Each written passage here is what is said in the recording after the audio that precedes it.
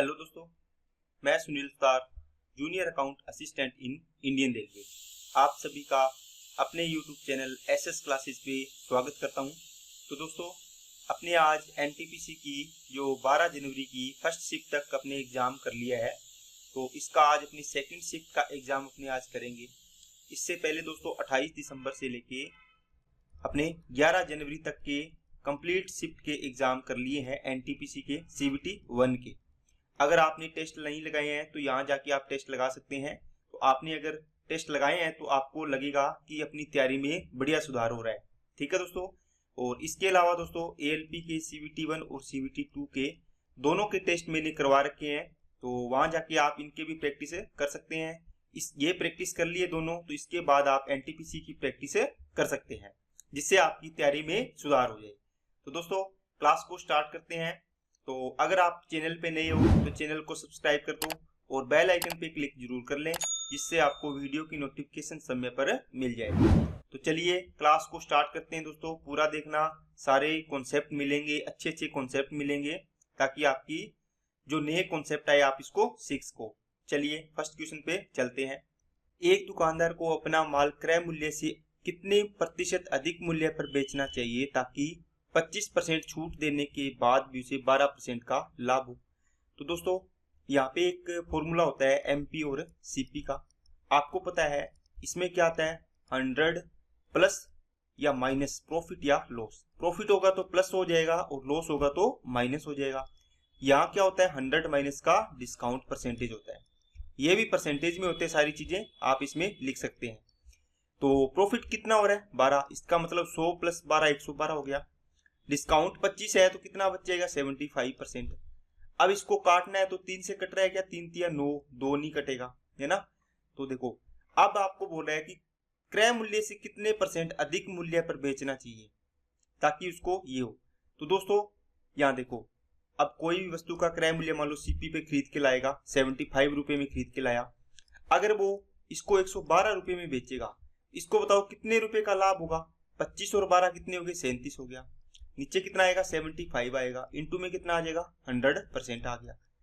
अब देखो ये इसका एसपी बना दिया इसने बोला है कि जो भी इसका क्या है अंकित मूल्य, इसको एसपी मान लो भी कितने पर बेचना चाहिए, है ना। तो अधिक मूल्य पर बेचना चाहिए, इसका मतलब अंकित मूल्य करेगा वो, इस पे अंकित करेगा, या फिर विक्रय मूल्य बोल सकते हो। 25 दिया 75, 25 चौकी 100, तो ये कितना बनेगा, 148 डिवाइड बाई 3, ये प्रतिशत में आ गया। 3 चौके 12, 2 28 हो गया, 3 निम 27 और 1/3% इसका आंसर आ जाएगा।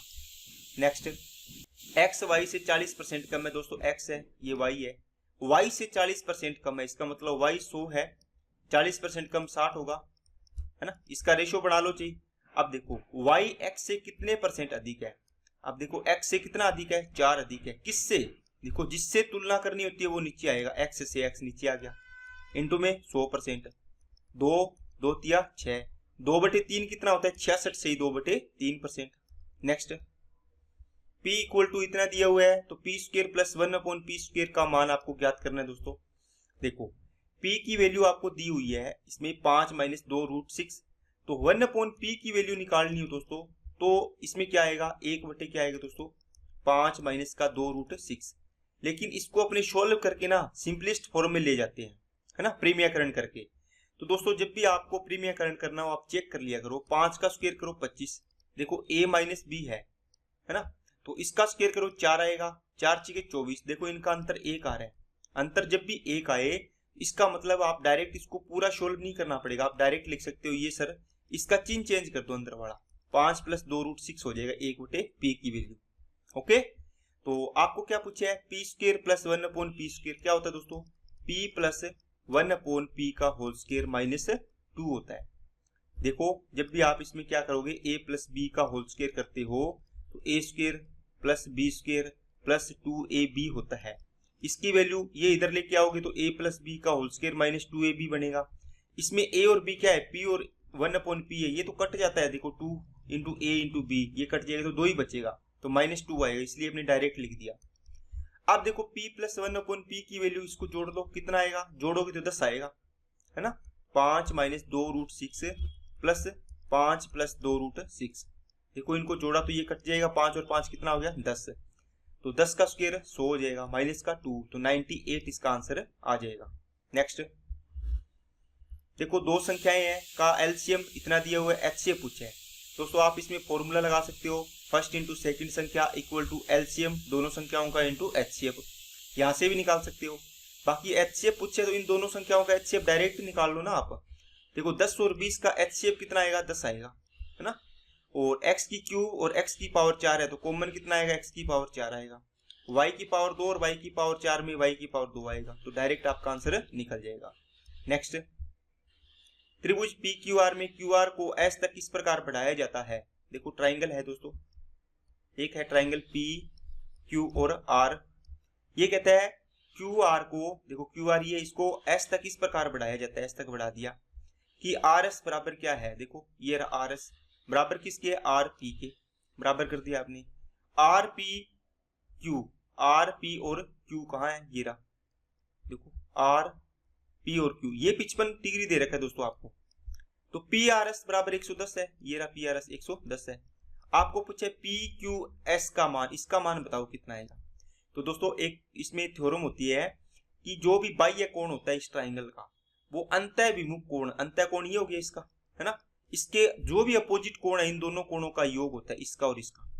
देखो 55 प्लस इसको x मानो बराबर कितना आएगा 110 आएगा, x की वैल्यू कितनी आ जाएगी 55 डिग्री आ जाएगी, तो इसका मतलब ये आंसर भी कितना हो गया 55 डिग्री हो गया। क्या बात समझ में आई क्या सभी को, ठीक है। और इससे आगे एक आप पॉइंट और नोट कर सकते हो, क्या दोस्तों, ये भी 55 डिग्री आया, ये भी 55 आया, ये भुजा और ये भुजा क्या होगी बराबर होगी, क्योंकि दोनों कोण बराबर है तो भुजाएं भी बराबर होती है। देखो आपको पता है अगर ये कोण थीटा है ये भी थीटा है तो इसके आमने सामने की भुजाएं क्या होती है बराबर होती है, तो ये भी आगे सवाल बन सकता है। नेक्स्ट सोल्व करना है दोस्तों, 2 5 10, 5 दिया 15, 45 और 15 60, 60 में से 50 गया 10 बचेगा, तो ये 35 और 10 45, 45 और 5 50, 50 को 3 से गुणा किया 150 आंसर आ जाएगा। नेक्स्ट इसकी माध्यिका दी हुई है दोस्तों, देखो माध्यिका निकालने के लिए आपको आरोही क्रम में होना चाहिए, लेकिन इसने बोला है कि आरोही क्रम में व्यवस्थित है आंकड़े, ठीक है। तो देखो 1 2 3 4 5 6 7 और 8 संख्याएं सम संख्याएं दोस्तों, कितनी है सम। जब भी सम संख्याएं होती है तो बीच की दो संख्याओं का एवरेज लेना होता है। तो देखो 3 संख्याएं इधर छोड़ दो और 3 संख्याएं ही इधर छोड़ दो, ये 3 संख्याएं छोड़ दी, बीच की दो संख्याएं हैं इनका एवरेज होता है, वही तो माध्यिका होती है। तो 2x प्लस 8 और 4 12, इनका एवरेज करोगे डिवाइड इक्वल टू क्या आएगा 19, माध्यिका होगी। तो 2x प्लस 12 इक्वल टू आगे दोस्तों 38, x इक्वल टू देखो 12 माइनस हो गया 26 बचेगा, 2 का डिवाइड करोगे कितना आ जाएगा 13, इसका मतलब आपको पूछे x की वैल्यू कितनी आ जाएगी 13। Next fx equal to x plus 1 upon x minus 1, तो देखो fx, देखो f2x की वैल्यू क्या मतलब x की वैल्यू कितनी रखी है 2 रख दो, 2 और 1 3 और 2 माइनस 1 आ जाएगा, तो 3 इसका आंसर आ जाएगा। नेक्स्ट 4 सेंटीमीटर त्रिज्या वाले एक वृत्त के केंद्र से 5 सेंटीमीटर की दूरी पर स्थित एक बिंदु से वृत्त पर खींची गई स्पर्श रेखा की लंबाई ज्ञात कीजिए। दोस्तों एक वृत्त दिया हुआ है, कितने सेंटीमीटर त्रिज्या का है, ओ इसका केंद्र मान लो, केंद्र से 5 सेंटीमीटर की दूरी पर स्थित है, इसका मतलब दोस्तों यहां से आप इस प्रकार मिला लो इसको, ये इसके केंद्र से 5 सेंटीमीटर की दूरी पर स्थित एक बिंदु है, ठीक है। ये 5 सेंटीमीटर देखो केंद्र से इतनी दूरी पर एक बिंदु ले लिया, इसकी त्रिज्या 4 है। ये देखो जो भी स्पर्श रेखा और त्रिज्या होती है इनके बीच में हमेशा 90 डिग्री का कोण बनता है। ये 4 है ये 5 है, तो ये कितनी आएगी ट्रिपलेट से 3 आएगी, इसका मतलब आपकी ये स्पर्श रेखा की लंबाई पूछी थी, ये कितनी आ जाएगी दोस्तों 3 सेंटीमीटर। इसके लिए दोस्तों एक एग्जाम्पल आपको देता हूं मैं, 1 प्लस 2 प्लस 3 प्लस 2 प्लस 1, आप वापिस इसको देखो 1 से 3 तक गया, फिर 3 से वापिस 1 तक आया, इसका आंसर क्या होता है, देखो जोड़ो इसको 3 और 2 5, 5 और 1 6, 6 और 2 8 और 1 9, इसका मतलब 9 आया, ये क्या आएगा 3 का स्क्वायर। इसी प्रकार 1 प्लस 2 प्लस 3 प्लस 4 प्लस 3 कर लो प्लस 2 प्लस 1 कर लो, ये कितना आएगा, ये आएगा 16, ये क्या आएगा 4 का स्क्वायर। अगर 5 तक जाएगा तो 5 का स्क्वायर, 6 तक जाएगा तो 6 का स्क्वायर, इसका मतलब क्या हुआ, इसमें देखो जो मैक्सिमम जाता है ना बीच वाला, इसमें 3 तक जा रहा 3 का स्क्वायर, 4 तक जा रहा 4 का स्क्वायर, इसमें देखो किस कहां तक जा रहा है 31 तक, इसका मतलब 31 का होल स्क्वायर कर दो, कितना आ जाएगा 961। Next find the sum of the face value of 6 and 5, ठीक है, इन इस नंबर के अंदर 6 और 5 की फेस वैल्यू। दोस्तों फेस वैल्यू वही होती है, जैसे 6 है तो 6 की फेस वैल्यू 6, 5 है तो इसकी फेस वैल्यू 5, 4 है तो इसकी फेस वैल्यू 4 है ना। आपको पूछे इनकी फेस वैल्यू का एडिशन कितना होगा, तो कितना होगा 6 और 5 11 हो जाएगा। नेक्स्ट, चार क्रमागत संख्याओं में से पहली दो संख्याओं का योग चौथी संख्या के बराबर है, चारों संख्याओं के योग का आधा इनमें से किसके बराबर होगा। दोस्तों मान लो पहली संख्या x, ठीक है, चार क्रमागत है तो x+1 होगी, x+2 होगी, इसके आगे वाली x+3 होगी, चार क्रमागत होगी। अब इसने बोला है पहली दो संख्याओं का योग, तो पहली दो का योग करो, 2x+1 बनेगा, चौथी संख्या के बराबर है, चौथी संख्या के बराबर कर दो। यहां से x की वैल्यू कितनी आ गई, 2 आ गई। अब आपको क्या पूछा है, चारों संख्याओं के योग का आधा, 1 2 3 4 तो 4x बन गया, ठीक है, 3 और 2 5 और 1 6 तो 6 हो गया, इसका आधा पूछा है। इसमें वैल्यू पुट कर दो, 2 2 चौके 8 और 6 14, 14/2 करोगे इतना आ गया दोस्तों 7 आ गया, इसका मतलब आपका आंसर आ गया 7। नेक्स्ट, एक निश्चित साधारण ब्याज की दर पर 6 वर्ष में किसी राशि में 60% की वृद्धि होती है, उसी दर पर 10,000 रुपए की राशि पर 3 वर्ष के बाद चक्रवृद्धि ब्याज ज्ञात कीजिए। दोस्तों 6 साल में 60% वृद्धि होगी, इसका मतलब है एक साल में कितनी वृद्धि होगी बताओ। आप बोलोगे सर 10%, इसका मतलब 10% पर एनम इसका दर आ गई आपको डायरेक्ट। अब आपको पूछा है 10% की दर से 3 साल का चक्रवृद्धि ब्याज, तो सीआई बताओ 3 साल का कितना आएगा। आप बोलोगे सर 10% की दर से 3 साल का सीआई होता है 33.1%, इसकी रेट करते हैं ना 10%, 10% और 10%, पहले इन दोनों में लगाते हैं तो 21% आता है, फिर इस 10% के साथ लगा देते हैं तो कितना आता है 33.1%।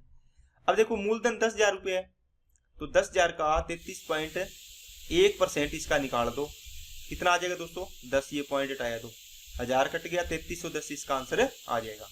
बाकी इसको आप क्या कर सकते हो, 10% की फ्रैक्शन वैल्यू होती है 1/10, 10 से 11, 3 साल के लिए तो क्यूब कर दो 1000, इससे कितना हो जाएगा 1331 हो जाएगा। कितना ब्याज मिल रहा है 331। ओके, देखो मूलधन कितना दिया हुआ 10,000, तो 1000 की वैल्यू 10,000 तो कितना गुना हो गया 10 गुना, इसका ब्याज पूछा है चक्रवृद्धि, ये भी 10 गुना कर दो 3310 हो जाएगा आंसर। नेक्स्ट, एक जलधारा की चाल 3 किलोमीटर प्रति घंटा है, देखो डी की वैल्यू है दोस्तों कितनी 3 किलोमीटर प्रति घंटा। स्थिर जल में एक आदमी की चाल 6 किलोमीटर है, देखो स्थिर जल का मतलब हो गया नाव की चाल या स्थिर आदमी की चाल 6 किलोमीटर प्रति घंटा होगी। अब देखो धारा की दिशा में जाना है, तो आप बताओ n+d निकालोगे या n-d निकालोगे बताओ। आप बोलोगे सर धारा की दिशा में n+d निकालते हैं, इन दोनों को ऐड कर दो। 37 किलोमीटर दूरी जाना है धारा की दिशा में, तो टाइम बताना है आपको कितना आएगा n+d मतलब धारा की दिशा में, 9 से डिवाइड करो कितना आएगा 9 चौके 36, 1/9 आ गया, तो 4 सही 1/9 घंटे बाद आप पहुंच जाओगे। नेक्स्ट, इनमें दोस्तों रेशो दिया हुआ है, आप इसको a b और बी सी का रेशो कितना है 3:5 और 4 कितना 7, आप इसको उल्टे n बना के भी कर सकते हो। यहाँ पे देखो इसको, यहाँ पे 4 है, इसके साथ में ये खाली है तो यहाँ पे 4 आ जाएगा, इस 5 के आगे वाला खाली है तो यहाँ पे 5 है तो ये 5 आ जाएगा पड़ोसी, इसको गुणा कर लो आपका आंसर आ जाएगा, 4 तिया 12, 5 चौके 20, 5 7 35। लेकिन दोस्तों आप इसको ऐसे भी चेक कर सकते हो, देखो 3:5 होना चाहिए ए और बी का, देखो 5 से इसको कट रहा है क्या, ये नहीं कट रहा, ये कट रहा है क्या 4 से कट जाएगा, 4 तिया 12 और 4 5 ये तो 5 3 आ रहा है, ये भी नहीं होगा, ये 3 5 तो आ रहा है, लेकिन क्या ये 4 7 है क्या यहाँ पे नहीं है, इसका मतलब ये आंसर हो जाएगा इसका। नेक्स्ट, √45 प्लस √125 बराबर इतना दिया हुआ है। दोस्तों देखो इस प्रकार का सवाल कैसे करना होता है, देखो √45 को 9 × 5 लिखोगे आप, 9 × 5 का रूट, 9 का रूट तो 3 आ जाएगा, तो बार बचेगा √5, इसका मतलब 3√5 प्लस इसका कितना आएगा 5√5 बराबर है दोस्तों 17.89। अब देखो ये कितना हो गया 8√5 की वैल्यू होगी दोस्तों कितना 17.89। आपको ये पूछा है बताओ कितना आएगा, √180 का मतलब हो गया 36 × 5 का अंडर रूट, इसका मतलब ये आएगा 6√5, और 80 का कितना आएगा 16 × 5 है ना, तो 16 का रूट आ जाएगा 4, तो इसका मतलब 4√5 ये आ गया, कितना हो गया 10√5। देखो 8√5 की वैल्यू इतनी है, तो आपको पूछे कितने की 10√5 की, देखो √5 तो यही रखना है सेम है, तो 17.89 अपॉन 8 आ गया, इंटू में कितना आ जाएगा 10 आ जाएगा, ये तो रखना ही, इसकी वैल्यू निकालनी है, 8 2 16 1 और कितना आ गया 18, 8 2 16, इसके पॉइंट है ना ये हटा लो एक बार, 16, कितने आ गए दोस्तों, 2 बच गया, और ये आ गया 8 ये 24 या 8 चौके 32, तो 3 ये जाएगा, 3 पर जाएगा। ठीक है, इसके बाद ये पॉइंट लगा देंगे, इसके बाद हटाएंगे, अपने आगे जाएंगे तो पॉइंट में जाएगी वैल्यू, तो 22.3 या 22.4 के लगभग आएगा। तो देखो ये एक ऑप्शन है इसका। ओके, आगे पूरा हल करना हो तो इसमें डिवाइड करके आप कर सकते हो, लेकिन आपको पता ही चल गया यहाँ पे 22 वाला एक ही ऑप्शन है, तो आगे चेक ही क्यों करना दोस्तों, है ना। यही तो टाइम बचाने का इसमें होता है एग्जाम में। 90 किलोमीटर प्रति घंटा की चाल से चल रही एक ट्रेन एक 180 मीटर लंबी रेलगाड़ी को एक पोस्ट को पार करने में कितना समय लगेगा। देखो, अब देखो दोस्तों, टाइम पूछा है आपको, तो डिस्टेंस अपॉन क्या आएगा, स्पीड आएगा। डिस्टेंस कितनी है, 180। पोस्ट को पार करना है, मतलब कोई खंबा होगा या पोल होता है तो इसकी लंबाई 0 होती है। 90 किलोमीटर प्रति घंटा है, इसको सेकंड में चेंज कर लो, मीटर प्रति सेकंड में। 90 इंटू 5/18, इसको काटा तो 5 आ गया, तो ये कितना आ गया, 180 डिवाइड बाई 25 आ गया। इसको काटो 36, 5 से काटा 5 आ गया, और ये कितना आ जाएगा, 7.2 सेकंड इसका आंसर आ जाएगा। नेक्स्ट, इनमें से किस रूप में लिखा जा सकता है। देखो दोस्तों, यहाँ पे आप देखो ना इसको, तो 6 5 7 6 5 7 इस प्रकार ये रिपीट हो रहा है यहाँ से, 6 5 7 657 657 657, तो 1.23657 इस पर आप इस प्रकार बार लगा सकते हो। 3 संख्याएं रिपीट हो रही है। आप इसको सोल्व करना हो तो आप क्या करोगे, 1 2 3 6 5 7 माइनस जिस पे बार नहीं आ रहा, किस पे नहीं आ रहा, इन संख्याओं पर बार नहीं आ रहा, 123 पर। डिवाइड किससे करना है, जितनी संख्याओं पर बार आ रहा है उतनी 9 लिखो, जितनी संख्याओं पर बार नहीं आ रहा उसको 0 लिखो। अब देखो दोस्तों, बार कितनी पर नहीं आ रहा है, इन पर नहीं आ रहा है, ये चीज देखना है ना, बार कितने पर नहीं आ रहा है, ये देखना है डेसिमल के बाद की संख्याओं पर, है ना। इन पे तो आ रहा है, इन पे नहीं आ रहा, है ना, तो ये आ जाएगा 00, ये आ गया। अब इसको माइनस करो, कितना आएगा, 4 आएगा। 5 में से 2 गया, 3 आ गया, और 6 में से 1 गया, 5 आ गया, 3 आ गया, 2 आ गया, 1 आ गया, और नीचे आ जाएगा 99900। इसको मिला लो, इसके साथ आंसर मिल जाएगा। Next, cos x + y = 1/2। तो दोस्तों 1/2 बताओ, किस पर cos थीटा की वैल्यू 1/2 कहाँ होती है, बताओ। थीटा की वैल्यू कितनी रखोगे, बोलो। आप बोलो सर थीटा की वैल्यू 60 रखेंगे तो 1/2 होता है, इसका मतलब x + y है थीटा, तो ये आ गया 60। और साइन थीटा 0 कहाँ होता है, तो x - y की वैल्यू कितनी, थीटा की वैल्यू 0 पर होता है। इसको सोल्व करो, x की वैल्यू आ जाएगी दोस्तों, इनको जोड़ दो, 2 का डिवाइड करो, कितना आ जाएगा, 30 आ जाएगा। y की वैल्यू निकालोगे, इनका डिफरेंस कर दो, 60 आएगा, ठीक है, और 2 का डिवाइड करोगे 30 आ जाएगा। इसका मतलब 30 डिग्री बराबर आ जाएगा आंसर इसका। Next, if the ratio of the 11th term of an AP to its 18th term of is 2:3। दोस्तों, जब भी आपको पदों की संख्या का निकालने का फॉर्मूला होता है, मतलब पदों की संख्या नहीं, कौन सा पद है, कितवां पद है, पद निकालना हो, है ना, nवां पद निकालना हो, क्या होता है फॉर्मूला, a + n - 1 × d होता है। ओके, अब देखो 11वां पद निकालना हो तो क्या आएगा, बताओ। a + 11 में से 1 माइनस होगा ना, 1 माइनस होगा तो कितना आएगा, 10d आएगा। यहाँ पे देखो a + 10d आ गया, इसका और रेशियो किसका, 18वीं टर्म का। a + 18वीं टर्म है तो 18 में से 1 माइनस होगा, कितना आएगा, 17d आएगा। इनका रेशियो दिया हुआ है 2 अनुपात है दोस्तों 3। यहां से आप इसको a और d का रेशियो निकाल सकते हो, है ना। तो इसको क्रॉस मल्टीप्लाई कर लो पहले, 3a प्लस का 30d equal to 2a plus का 34d हो गया। तो 2a इधर जाएगा, a बचेगा, ये इधर जाएगा तो 4d बचेगा, तो a बराबर 4d आ गया यहाँ से। अब आपको जो चाहिए वो देखो क्या पूछ रहा है, सम ऑफ इस फर्स्ट 5 टर्म्स। देखो 5 टर्म का योग टू द रेशियो पूछा है दोस्तों 10 टर्म के, S5 का रेशियो पूछा है दोस्तों S10 से। अब बताओ, यहाँ पे n/2 करते हैं अपने, Sn पदों का जो योग होता है n/2 होता है 2a + n - 1 × d होता है, ठीक है, ये फॉर्मूला होता है। इसको लगा दो, ऊपर वाले में लगा दो, नीचे वाले में लगा दो। ऊपर वाले में n की वैल्यू कितनी है, 5, तो 5/2 आ गया। ओके, नीचे वाले में यहाँ पे चलो लगा लो 2a + n - 1 × d, और नीचे कितना आएगा, 10 है तो 10/2 आ जाएगा, 2a प्लस। अब यहाँ पे आप इसकी वैल्यू पुट कर सकते हो दोस्तों, n की वैल्यू कितनी होगी बताओ। आप बोलोगे सर 5 पद है तो 5 में से 1 गया 4 तो 4d आएगा, यहाँ 10 है तो यहाँ पे 9d आएगा, है ना, 1 कम होके आता है। 5 2 10, 2 पे आ गया, 2 से ये कट गया 2, है ना, तो 1/2 बचा। यहाँ क्या आएगा देखो, a की वैल्यू 4d है तो 2a की वैल्यू 2 से गुणा कर दो तो ये 8d हो जाएगा, है ना। a बराबर 4d तो 2a बराबर 8d हो गया। अब देखो दोस्तों यहाँ पे क्या हो गया कि यहाँ पे 8d रखोगे आप प्लस 4d तो ये 12d हो गया 12d। नीचे यहाँ पे 8d आएगा इसकी जगह और ये 9d कितना हो गया 17d हो गया, है ना, सॉरी 17d। अब 2 से इसको काट दिया 6d, d से d कट गया 6/17 मतलब 6:17 इसका आंसर आ गया। नेक्स्ट PQ एक वृत्त का व्यास है दोस्तों, PQ एक वृत्त का क्या है व्यास है। आपने P और Q बना लिया, इसका केंद्र मान लो O है। अब ये क्या कहता है यदि उस वृत्त पर R पर स्थित मतलब वृत्त पर एक बिंदु R स्थित है दोस्तों, वृत्त की परिधि पर बना लो एक R बिंदु स्थित है, RPO का मान 39 डिग्री है, ये R है तो RPO ये कोण है 39 डिग्री। आपको पूछा है दोस्तों ये कोण बताओ कितना है, यही पूछा ना, ये पूछा है।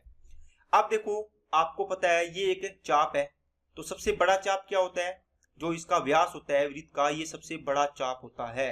तो चाप द्वारा परिधि पर बना कोण या इसको बोल सकते हो अर्धवृत्त में बना कोण समकोण होता है, ये समकोण 90 डिग्री हो गया।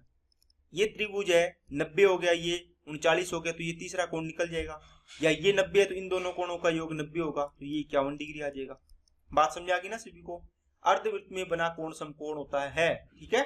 नेक्स्ट x प्रेक्षणों का माध्य m है दोस्तों, x प्रेक्षणों का माध्य कितना m है तो टोटल कितना बनेगा mx बनेगा। यदि 2 प्रेक्षण और जोड़ दी इसमें कौन कौन से तो x प्लस कितने हो गए 2 हो गए, ओके 0 और m को शामिल कर दिया, इसका मतलब इसमें ऐड कर दो mx प्लस 0 प्लस का m अपॉन, देखो अब ये टोटल बन गया। आपको एवरेज निकालना है तो टोटल संख्या का डिवाइड करना पड़ेगा, तो m कॉमन ले लिया x प्लस 1 आ गया। अब देखो डिवाइड एवरेज निकालना है, डिवाइड कितने टोटल संख्या कितनी है x प्लस 2 है, इससे डिवाइड कर दो तो आपका ऑप्शन हो जाएगा 4 नंबर। नेक्स्ट वह छोटी से छोटी संख्या ज्ञात कीजिए जिसे 64/12 में जोड़ने पर प्राप्त संख्या पूर्ण वर्ग हो। दोस्तों छोटी से छोटी का मतलब ऑप्शन में आप 129 ऐड करके देखो यह बन रही है क्या, नहीं तो 149 ऐड करोगे इसके बाद इससे बड़ी संख्या, है ना, ये ना होती तो फिर अपने 150 ऐड करके देखते, है ना। तो चारों ऑप्शन में एक संख्या होगी जो इसके जोड़ने पे बन जाएगी। और वैसे देखो ये 80 का स्क्वायर है दोस्तों, कितना आएगा 6400 आएगा। 81 का स्क्वायर होगा ये कितना आएगा दोस्तों 8 2 64 0 1 हो गया और 8 1 8 8 2 16 हो गया 615, ये देखो 65 61 आएगा, ओके। अब देखो इसके बाद 65 61 इसके और इसके बीच में यही संख्या है, इसके जस्ट अपने 2 लगातार संख्याओं का कर रहे हैं। इसमें देखो कितना आपको ऐड करना पड़ेगा, 6412 में ये ऐड करना है दोस्तों, कितना ऐड करना पड़ेगा, तो ये तो 6400 इसका निकाला था, आपके पास संख्या दी है 6412, इसमें से माइनस करके देखो कितना ऐड करना पड़ेगा, 9 5 में से गया 4 और ये कितना आ गया 1 आ गया 149, मतलब 149 आपको ऐड करना पड़ेगा।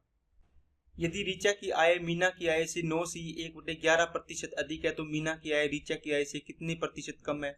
दोस्तों 9 से 1/11 का फ्रैक्शन वैल्यू होता है 1/11।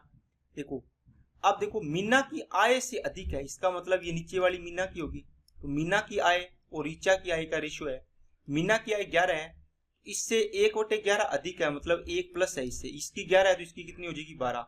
अब पूछे तो मीना की आय रीचा की आय से कितनी कम है, देखो कम तो 1 है, कम या अधिक तो बराबर ही होती है, लेकिन कितने प्रतिशत कम है या कितनी, है ना, तो ये निकालना है तो किसकी आय से रीचा की आय से, तो रीचे से तुलना कर रहे हो तो नीचे नीचे रीचा आएगी।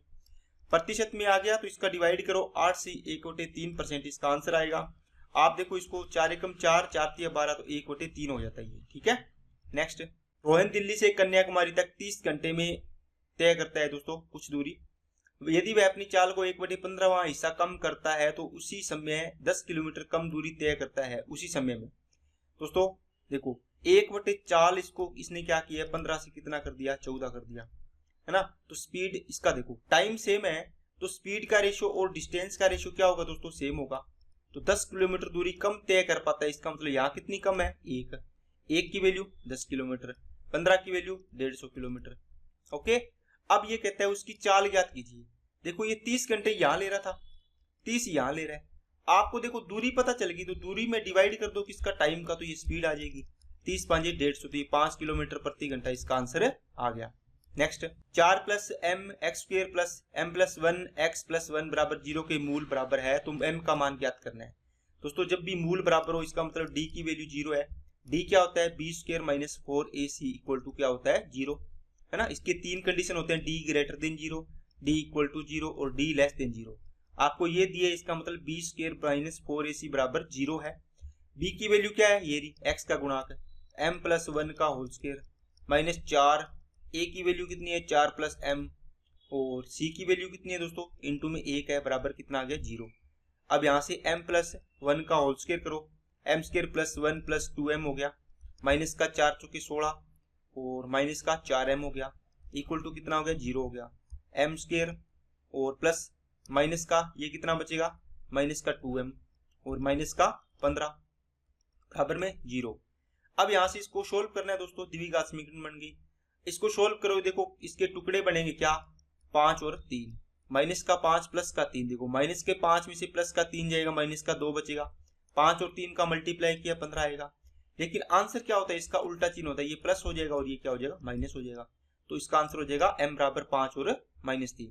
नेक्स्ट, एक निश्चित साधारण ब्याज की दर पर 800 रुपए की राशि 3 वर्ष में बढ़कर 920 हो जाती है। तो यदि ब्याज की दर में 4% की वृद्धि की जाती तो राशि बढ़कर कितनी हो जाएगी। दोस्तों देखो, एक साल की 4% वृद्धि हो रही है तो 3 साल में कितनी वृद्धि होगी, 4 या 12%। आप 800 का 12% निकाल के ऐड कर दो, 12 96 आएगा, तो 96 ऐड कर दो, कितना हो जाएगा, ये 6 हो गया, 9 2 11, 9 1 10, तो 1016 हो जाएगी। ये दोस्तों साधारण ब्याज है ना, तो आप इसको डायरेक्ट कर सकते हो, लेकिन अगर CI होगा तो उसमें ये नहीं कर सकते, ठीक है ना। Sine 3x minus 20 degree equal to cos 20 minus 3y, तो x माइनस y का मान ज्ञात कीजिए। दोस्तों देखो, sine theta equal to cos theta है, sine theta equal to cos theta नहीं है, कोस मान लो एल्फा मान लो, ओके, एल्फा मान लो, साइन x बराबर कोस y मान लो।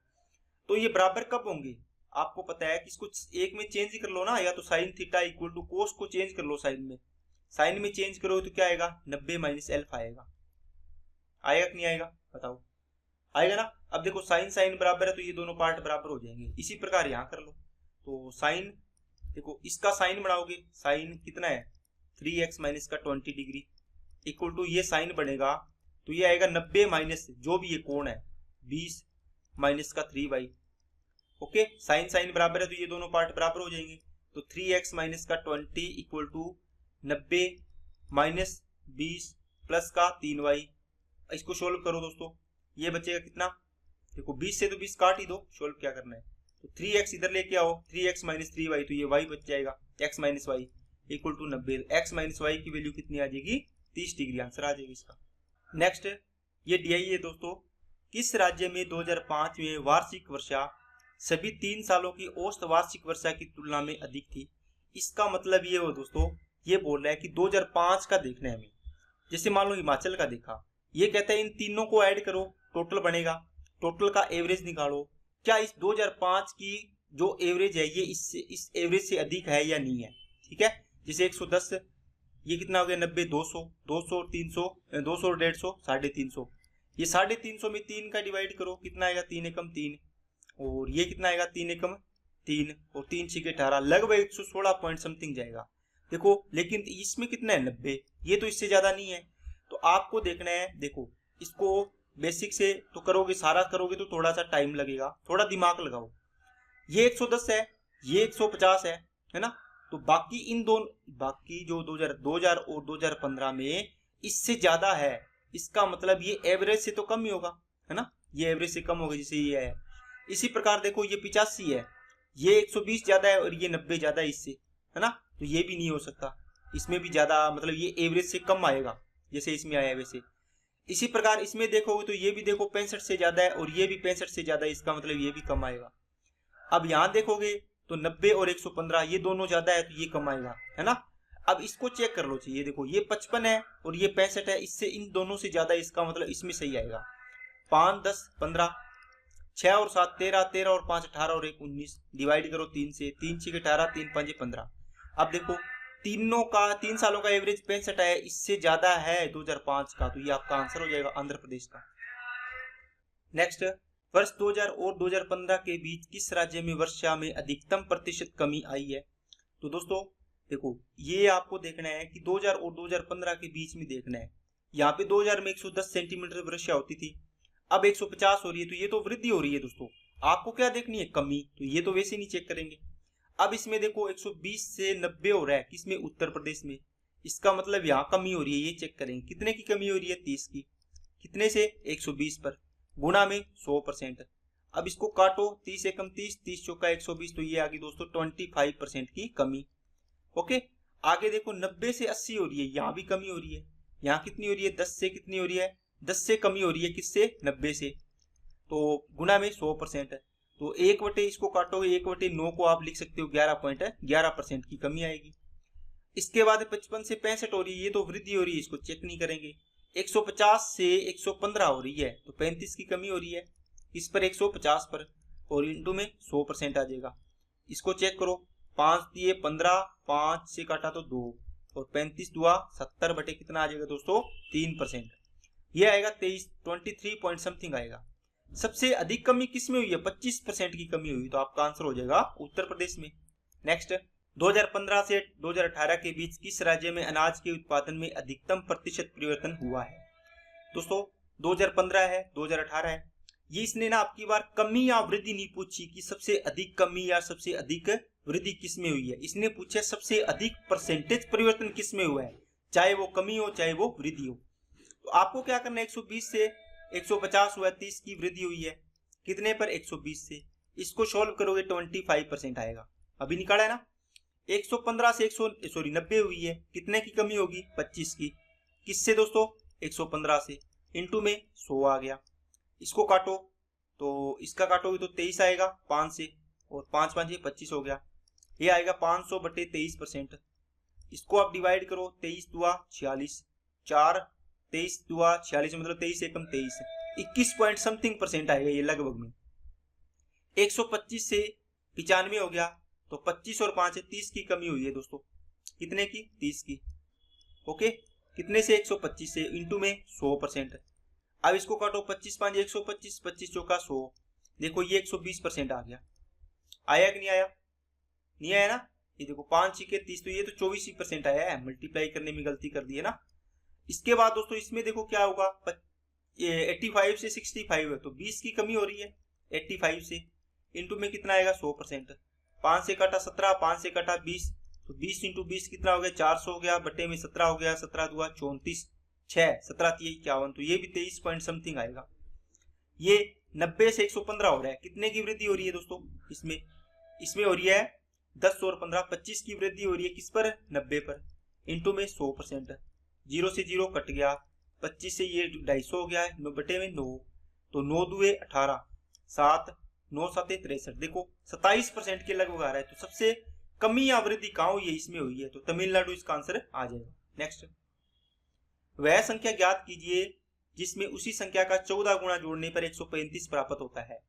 दोस्तों पीछे वाले सवाल था ना, इसमें मैंने तो हर एक चीज निकाल के बता दिया आपको, लेकिन अगर आप एग्जाम में करोगे तो आपको ऐसे नहीं करना, 1 2 3 4 5 होगी ना, आप पांचों के पांचों चेक कर लिए अपने, यहाँ कितने ऑप्शन है, 4।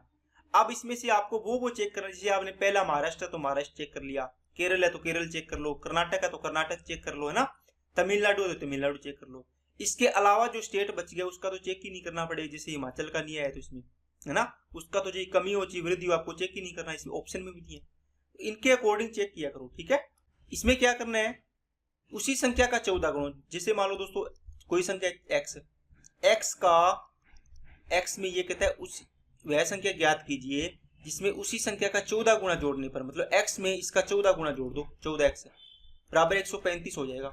तो ये कितना हो गया, 15x बराबर 135, तो 5 इसको काटोगे कितना आएगा, x की वैल्यू 15 में 135, 9 आ गया। तो दोस्तों आज की क्लास के आपके सारे के सारे क्वेश्चन कंप्लीट होते हैं। आपने देखा होगा इसमें भी अच्छे अच्छे सवाल आए थे जो आपके करने वाले थे, और इन क्वेश्चनों को अच्छे से प्रैक्टिस किया करो दोस्तों, ताकि आपके एग्जाम में अगर दोबारा क्वेश्चन आए तो आपको ये ना देखना पड़े कि ये क्वेश्चन मेरे को नहीं आता, ठीक है। आपका ये सवाल अगर प्रीवियस ईयर क्वेश्चन में अगर आप टाइम लगा रहे हो तो आपका सिलेक्शन से आप बहुत दूर हो दोस्तों। ये बात कड़वी है लेकिन सत्य है, अगर आप प्रीवियस ईयर क्वेश्चन की प्रैक्टिस नहीं करोगे, अगर इसमें आपके क्वेश्चन आ गया और इसमें टाइम लग रहा है तो फिर आपकी तैयारी करने का कोई भी फायदा नहीं है। ओके, तो अच्छे से तैयारी करो ताकि आपका सिलेक्शन पहली बार में हो जाए और आगे भटकना ना पड़े। आज के लिए इतना ही रखते हैं। अगर आपको वीडियो अच्छी लगे तो लाइक करना, चैनल को सब्सक्राइब नहीं किया तो चैनल को सब्सक्राइब करना, और अपने दोस्तों के पास इसको ज़्यादा से ज़्यादा शेयर किया करो दोस्तों, ताकि उनको भी इसका लाभ मिल सके। ठीक है, और थोड़ा बहुत वीडियो में एक आधा दिन की देरी हो जाती है, थोड़ी तबीयत खराब थी इसके कारण, तो आप इसको मैनेज कर लेना, पीछे की क्लासेस देख लेना, बाकी मैं रेगुलर डालने की कोशिश करूँगा। Okay, thank you.